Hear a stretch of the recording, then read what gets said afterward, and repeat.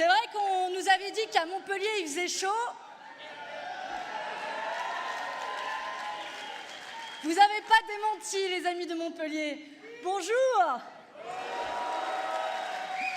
Bonjour à toutes et à tous. Je dois vous dire mon plaisir de vous voir si nombreuses et si nombreux aujourd'hui. Mon plaisir d'être parmi vous dans cette terre si chaleureuse, dans cette salle si chaleureuse, sous ce beau soleil du Sud. Terre d'insoumission, terre d'union populaire qui a envoyé à l'Assemblée nationale 3 députés de combat. Ils sont où? 1, 2 et 3. Soyez fiers de Nathalie Oziol, soyez fiers de Sébastien Rome, soyez fiers de Sylvain Carrière, qui porte haut et fort les couleurs de l'insoumission à l'Assemblée nationale. Et je dois vous dire, c'est aussi une fierté de revenir devant vous. Peut-être quelques-uns d'entre vous ont fait un long voyage jusqu'à Paris pour venir à la Convention, il y a un mois. Et je fais un petit flashback, je ne sais pas si vous vous souvenez, il y a un mois, un certain nombre de commentateurs nous disaient « Bon, les insoumis, ils font l'impasse sur les élections européennes. » Alors, chers amis, pour des gens qui font l'impasse, nous avons eu plus de 3000 personnes à notre convention. Nous avons des militantes et des militants qui sont déployés partout sur le terrain, sur les marchés, au porte-à-porte. Et je veux vous dire ma fierté de vous voir vous déployer, ma fierté de voir votre mobilisation, ma fierté de porter vos couleurs, nos couleurs collectives. Et quand je vais de plateau télé en plateau télé, je suis un peu juste le visage que l'on voit. Je pense à vous toutes et à vous tous, vous qui ne comptez pas vos heures, vous qui ne comptez pas votre énergie pour aller convaincre un à un, d'un porte-à-porte à l'organisation d'une réunion publique. Et je veux vous dire merci, vous êtes la force, cette force qui va nous donner le pouvoir de tout changer.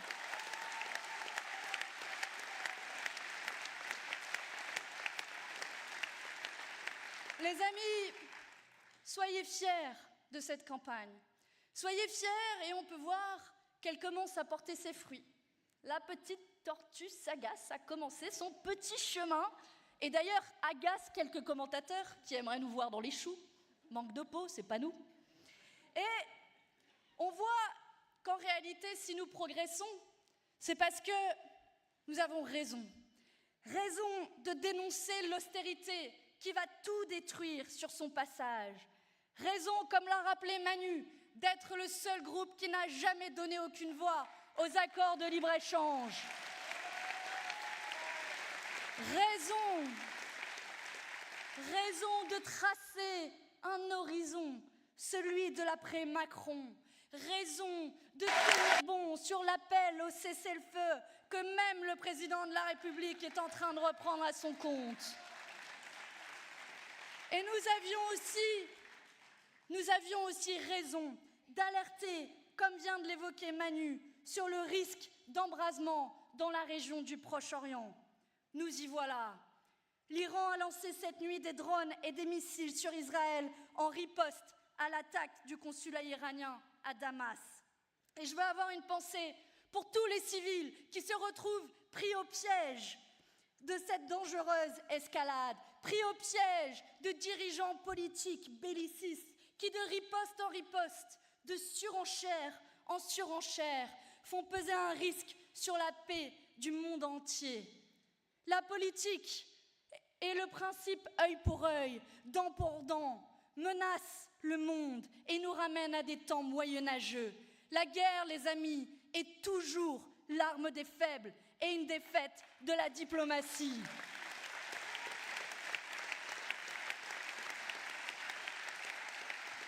Alors, maintenant, la France et l'Union européenne doivent tout mettre en œuvre pour parvenir à une désescalade et au respect du droit international. Et cela passe, oui, par la fin du massacre dans la bande de Gaza, la libération de tous les otages, que le droit du peuple à avoir un État soit enfin reconnu, parce que plus que jamais, nous le disons, cessez le feu à Gaza, cessez le feu, cessez le feu, cessez le feu, cessez le feu.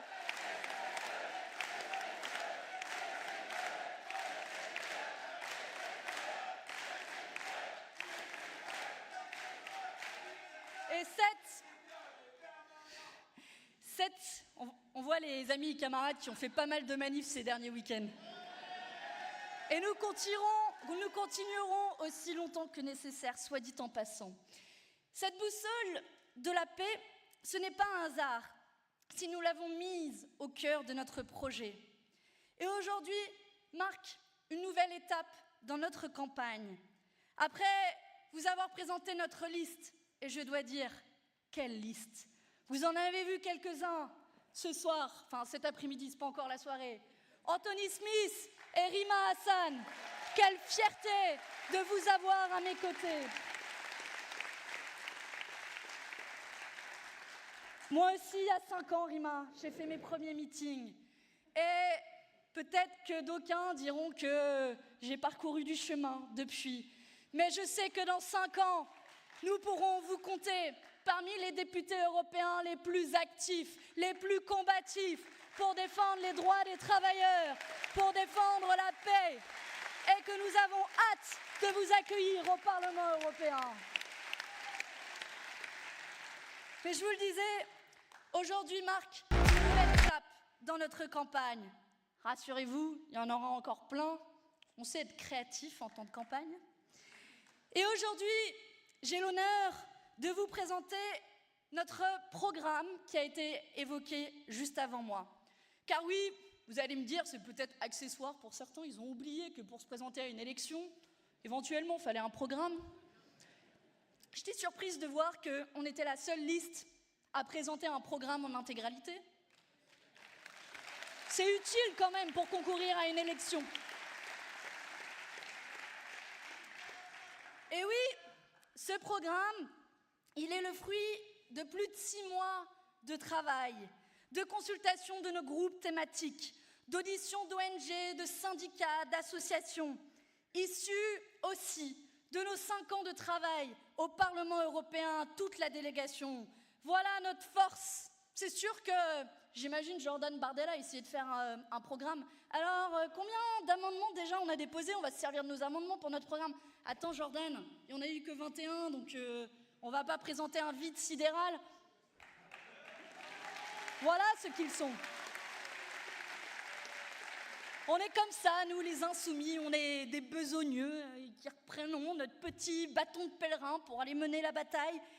Et ce programme, il a un point de départ. Alors vous m'avez vu le brandir assez souvent dans des plateaux télé qui nous disent « Mais vous avez tout détruit !» Oui, enfin bon, on a fait ça. La NUPES, le programme de la NUPES. Je vous le montre parce que certains semblent oublier, pris d'une soudaine amnésie, oublier que ce programme de la NUPES nous a permis de faire élire 151 députés à l'Assemblée nationale.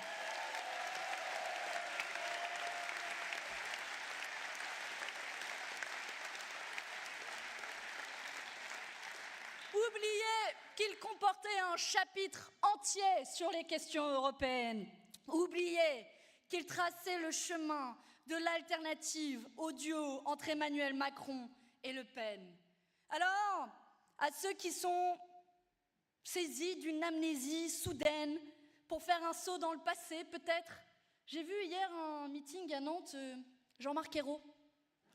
Alors, pour ceux qui ne se souviennent pas, c'était le Premier ministre de François Hollande. On a tendance à vite oublier. J'ai entendu François Hollande souhaiter le succès de Raphaël Glucksmann. Attendez. Mais manifestement, d'autres, hier à Nantes, rêvaient de revenir à l'avant Macron. Bien moi, ce que je vous propose, c'est très simple. C'est de préparer l'après Macron.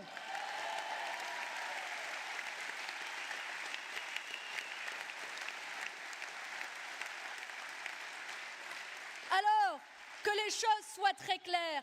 Non, nous ne trahirons pas le programme de la NUPES. Non, ce n'était pas juste. Ce n'était pas juste un bout de papier pour sauver des postes de députés. Et quand certains veulent la NUPES en cendres, nous en garderons la flamme de l'Union populaire qui l'amènera jusqu'au 9 juin.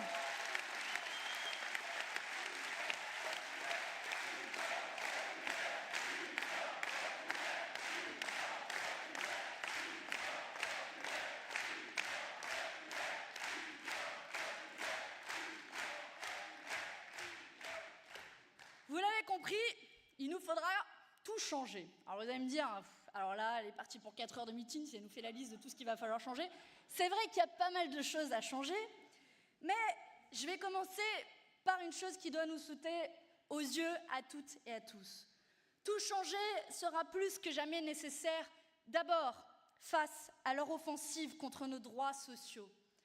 Ambroise Croizat, l'inventeur de la sécurité sociale, nous avait déjà alertés.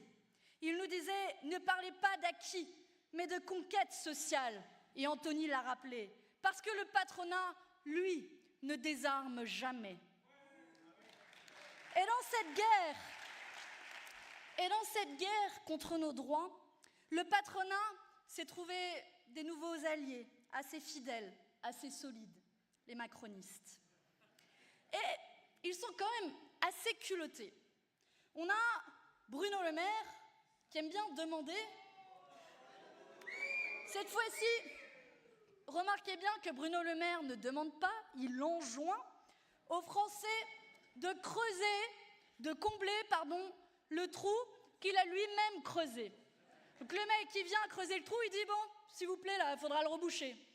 Ils ont fait 50 milliards d'euros par an de cadeaux fiscaux aux plus riches et aux entreprises multinationales. Et ils nous disent, ils sont gonflés quand même, ils nous disent, il y a un problème pour 10 à 20 milliards d'euros par an. Et depuis, la réalité, et c'est ça qu'il faut bien comprendre, c'est que nous allons payer collectivement le prix de leur incompétence volontaire. Parce que depuis quelques jours, je ne sais pas vous, mais moi j'ai l'impression qu'on assiste au concours Lépine des pires idées pour faire les poches des Français. Alors je sais qu'on n'est pas encore à Noël, mais moi j'ai l'impression que c'est un peu un calendrier de l'Avent. Chaque jour, on a une nouvelle horreur, offerte par la nouvelle cure d'austérité imposée par Bruxelles et servilement mise en œuvre par Macron et Le Maire. Ce calendrier de l'Avent, je vous en fais un résumé, parce que si je vous fais les 30 jours, normalement 31 jours d'un mois de décembre, ça va être très long, mais ce calendrier de l'Avent, des pires horreurs du macronisme, le lundi, il baisse les remboursements médicaux et augmente les jours de carence pour les congés maladie, parce que c'est bien connu, quand on est malade, c'est qu'on abuse. Le mardi, une nouvelle réforme de l'assurance chômage pour enfoncer encore plus la tête sous l'eau des chômeurs. Le mercredi, il propose de geler les pensions de retraite. Le jeudi, il propose carrément de remettre en cause le statut de fonctionnaire. Entendez bien, pour ceux qui sont fonctionnaires dans cette salle. Mais ils gardent le rythme, ils ne fléchissent pas. Pour la fin de la semaine, ils vont s'attaquer à notre avenir. Le vendredi, ils diminuent les moyens à MaPrimeRénov' pour mettre un coup d'arrêt à la rénovation énergétique des bâtiments et la lutte contre le réchauffement climatique. Le samedi, ils s'attaquent aux moyens dans l'éducation, moins de postes pour encadrer et épauler la jeunesse. Et le dimanche, les amis, le dimanche, on finit en apothéose. C'est Bruno Le Maire, lui-même, qui vient proposer d'augmenter la TVA, cet impôt le plus injuste qui est payé par les plus pauvres. Voilà leur politique. Je n'ai d'autres mots. C'est du racket social. C'est du racket social auquel il faudra mettre un stop le 9 juin prochain.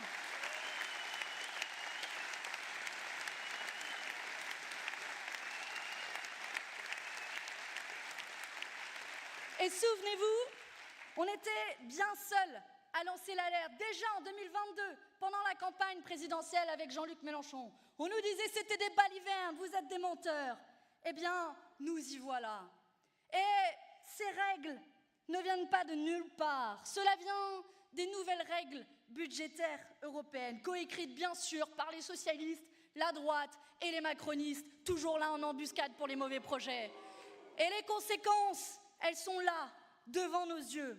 Ce sont les brancards entassés dans les couloirs des hôpitaux, les maternités qui ferment, comme ici, pas loin d'ici, à Ganges, avec des femmes qui se retrouvent à accoucher dans la voiture en chemin pour la maternité. Ce sont des écoles au plafond qui fuient, et personne ne sera épargné. Ni les chômeurs rendus responsables de leur licenciement, ni les malades responsables de leur maladie, ni les étudiants et les précaires rendus responsables de leur pauvreté. Alors, les amis, faisons du 9 juin un grand référendum contre ces nouvelles règles d'austérité qui sacrifient nos services publics et notre protection sociale. Faisons du 9 juin un grand moment de défense de ce que nous avons en commun, nos services publics, notre protection sociale, notre avenir, notre investissement dans la bifurcation écologique.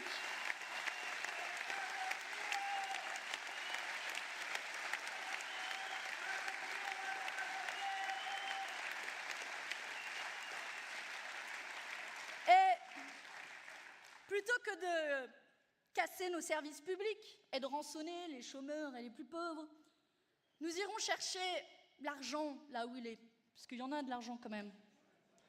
Dans la poche des profiteurs, j'ai entendu dans la poche des paradis fiscaux aussi. Dans la poche, par exemple, des actionnaires qui ont augmenté leurs dividendes de 20% rien qu'en 2023. Dans la poche des multinationales qui ont doublé leurs profits depuis 2019. Dans la poche des superfortunes qui ont augmenté leur richesse de 35% en Europe. Oui, de l'argent, il y en a. Et ce n'est pas comme si ce gouvernement n'avait pas multiplié les cadeaux fiscaux ces dernières années. Alors, une fois de plus, nous leur disons, si vous tenez tant que ça à combler le déficit que vous avez vous-même creusé, alors rendez l'argent de l'ISF, rendez l'argent de l'aide aux entreprises sans contrepartie, rendez l'argent de l'évasion fiscale, rendez l'argent des dividendes, rendez l'argent.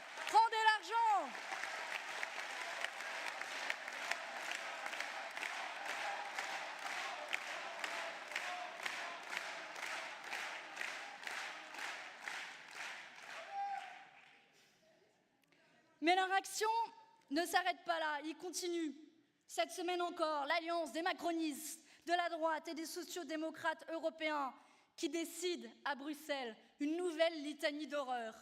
Je devrais faire un calendrier de l'Avent, celui-là aussi. Faut pas que je donne de mauvaises idées aux capitalistes, comme ils aiment bien faire de l'argent sur tout, ils vont faire même de l'argent sur l'horreur, à mon avis. Cette nouvelle litanie d'horreur contre lesquelles nous avons fait bloc avec Marina, Leïla, Younous et Damien. C'est d'abord le vote de l'infâme pacte asile-immigration. Enfermés, refoulés, violentés, voilà le résumé de leur projet en matière migratoire. Ils ont transformé notre Méditerranée, notre si belle Méditerranée, en cimetière. 30 000 morts. Et ça ne leur suffit pas. Et ce n'est pas un hasard, Manu en a parlé. Si Fabrice Légéry, l'ancien patron de Frontex, cette force paramilitaire qui rejette les gens mourir en mer, est candidat pour le Rassemblement national aux européennes. Parce que cette politique, c'est la leur. Ce pacte, c'est l'extrême droite qui l'inspire en Europe, comme en France, avec la loi Darmanin. D'ailleurs, vous avez peut-être vu, Fabrice Légéry a remplacé Jordan Bardella pour le débat des têtes de liste cette semaine. Il faut dire que Jordan Bardella, en 5 ans, il n'a toujours pas trouvé le chemin du Parlement européen, donc toujours pas cette fois-ci. Et Jordan, barre-toi de là, sinon. Comme ça, je suggère. Et Fabrice Légéry n'a pas beaucoup aimé, on peut même dire qu'il n'a pas apprécié du tout, que je lui rappelle qu'il a du sang sur les mains, sans même vouloir porter plainte contre moi. Eh bien, je le dis haut et fort. Oui, cette politique migratoire de l'Union européenne tue. Oui, Frontex tue et le 9 juin, nous les arrêterons.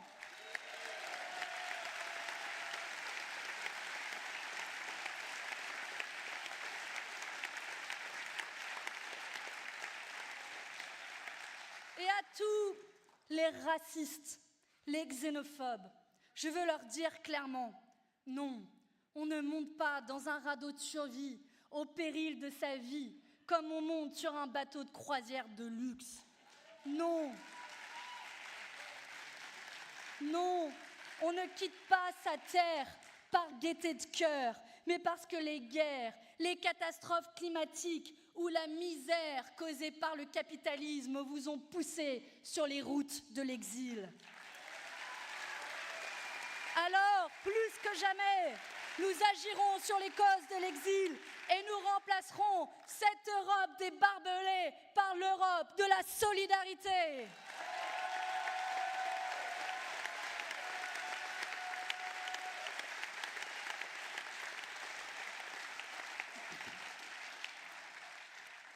Dans la même semaine, oui, désolé, je viens vous faire notre compte-rendu de cette semaine parce que, nous, on est des gens qui bossons.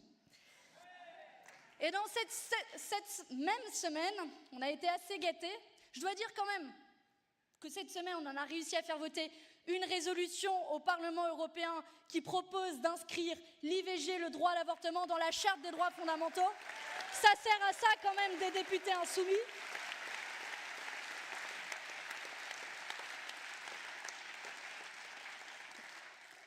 Mais si je dois continuer leur litanie des horreurs, dans cette même semaine, nous avons aussi voté sur la réforme du marché de l'énergie. Vous l'avez tous constaté, le marché a fait exploser les prix de l'électricité. Vous pouvez tous ici témoigner dans cette salle, vos factures d'électricité, près de 50% d'augmentation en l'espace de 2 ans. Et là, vous avez les libéraux qui se disent on va bien reprendre une petite louche de marché. Parce que c'est vrai que ça a vachement bien marché. Et non seulement ils sont incapables de tirer les leçons de leurs échecs, mais ils persistent et signent en libéralisant toujours plus l'énergie et en mettant fin, tenez-vous bien, aux tarifs réglementés de l'électricité, c'est-à-dire régulés par l'État d'ici 2026. Quelle va être la conséquence ? La conséquence, elle est claire. Les factures vont encore plus augmenter. Pour des millions de ménages qui peinent déjà à se chauffer ou se faire à manger, pour des milliers d'entreprises qui sont déjà mises la corde au cou comme des boulangers, sommés de licencier à cause de l'augmentation de leurs factures. Et surtout, pas touche au pactole, les 30 milliards d'euros réalisés de super profits par les entreprises énergétiques. Alors, je suis fière de compter sur ma liste Marina Mesure, qui a mené le combat sans relâche contre ce marché qui ne marche pas. Je suis fière de présider le seul groupe au Parlement européen qui s'est opposé à chaque étape de la libéralisation du marché de l'énergie que tous les autres groupes ont appuyé, voté, soutenu. Demandez-leur des comptes. Notez au passage, et promis j'arrête là ma litanie des horreurs, sinon vous en allez avoir pour 3 heures, mais notez au passage que tous ces mauvais projets sont à chaque fois menés par la même coalition composée des socialistes européens, des macronistes et de la droite. Ils n'aiment pas qu'on le rappelle, mais la réalité c'est qu'ils gouvernent ensemble en Europe. Avec souvent l'extrême droite comme force d'appoint sur l'énergie, sur le pacte asile-immigration, mais aussi les accords de libre-échange et l'austérité. Oui, nous avons représenté la France qui tient bon au Parlement européen. Alors le 9 juin, dites-leur aux socialistes, aux macronistes et à la droite, dites-leur que leurs petits arrangements, leurs accords politiques contre notre avenir, leurs accords de couloir, nous n'en voulons plus. Et oui, nous voulons reprendre le pouvoir en Europe aussi. Dites-leur que vous les refusez.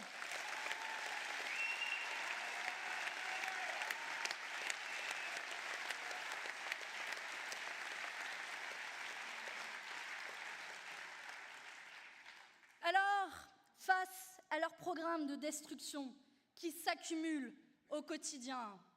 Nous sommes collectivement la réponse immunitaire à leur poison, à leur virus.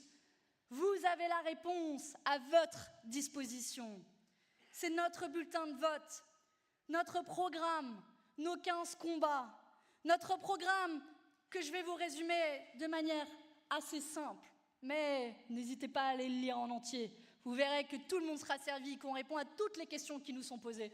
Remarquez au passage, c'est un journaliste qui m'a dit ça une fois en sortant d'un plateau télé. Vous, les Insoumis, vous êtes quand même assez compliqués parce que vous voulez beaucoup parler sur un plateau et puis à chaque question qu'on vous pose, vous avez la réponse. Bah ouais, on est désolé.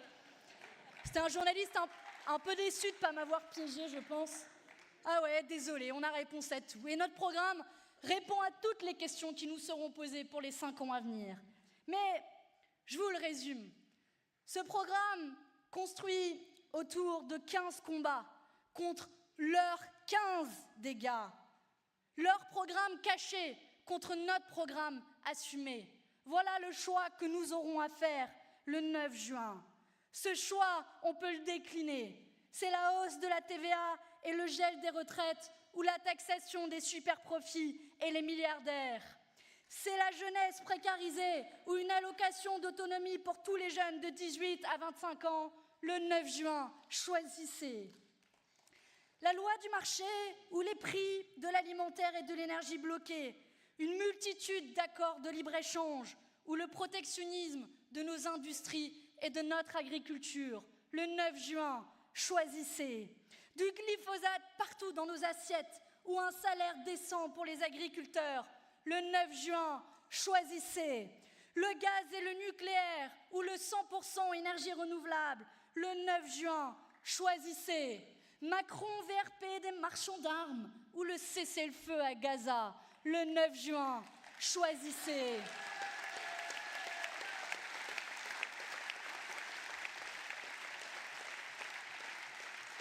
Les lobbies qui font la loi ou mis au pas, le 9 juin, choisissez. Bref, vous l'avez compris, le duo Macron-Le Pen ou l'après-Macron, le 9 juin, choisissez. Vous avez le choix, nous avons le choix. À nous de faire le bon, à nous de nous mobiliser collectivement.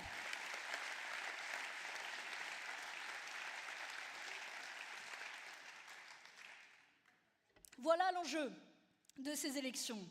Je sais, ils n'aiment pas qu'on le répète, mais mine de rien, c'est préparer l'après-Macron. Vous aurez remarqué au passage, tout le monde s'y met. Vous avez dit, mais tiens, c'est bizarre qu'il y ait Jean-Luc Mélenchon sur votre liste aux élections européennes. Attendez. Édouard Philippe et toute la clique, là, ils ont prévu d'être sur la liste de Valérie Hayé. Je sais pas, je dis ça comme ça. Oui, nous assumons de préparer l'après.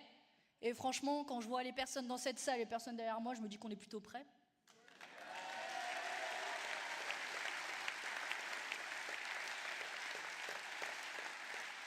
Finalement, le choix, c'est un peu de choisir dans quelle France et dans quelle Europe on veut vivre. Et à nous de faire grandir un espoir. Comme le disait une grande, une illustre figure de Montpellier, la regrettée Juliette Gréco, « Je suis une désespérée qui espère. Malgré cette immense vacuité, malgré ce rien ambiant, malgré ce front national montant, cette extrême droite dangereuse et terriblement présente. Alors, les amis, soyons des millions de désespérés qui espèrent.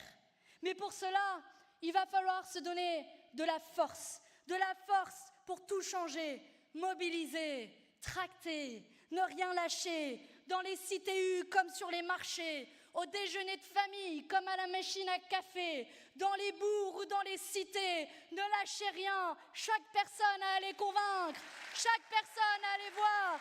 Il nous reste 2 mois pour déjouer le duo entre Emmanuel Macron et Marine Le Pen. Ne lâchez rien, chaque personne à convaincre fera la différence. Et j'ai pas l'habitude de citer Emmanuel Macron dans mes discours. Rassurez-vous, c'est pas ma citation de fin.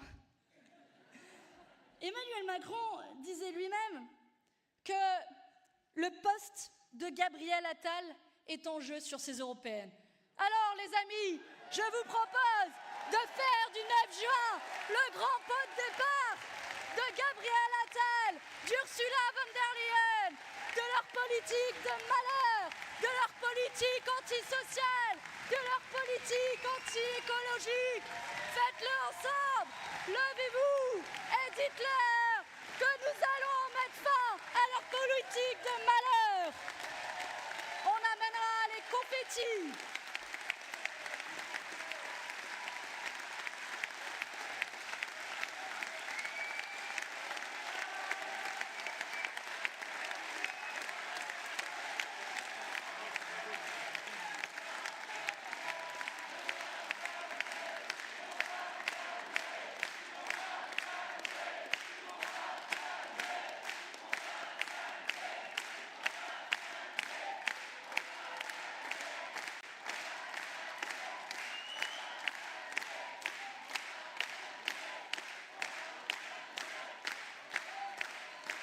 Bon, du coup, vous savez ce qu'il vous reste à faire à la sortie de ce meeting? Prendre les tracts, les affiches, aller convaincre tout le monde, acheter les confettis et tout ce qui permet de fêter un pot de départ, et on se donne rendez-vous le 9 juin.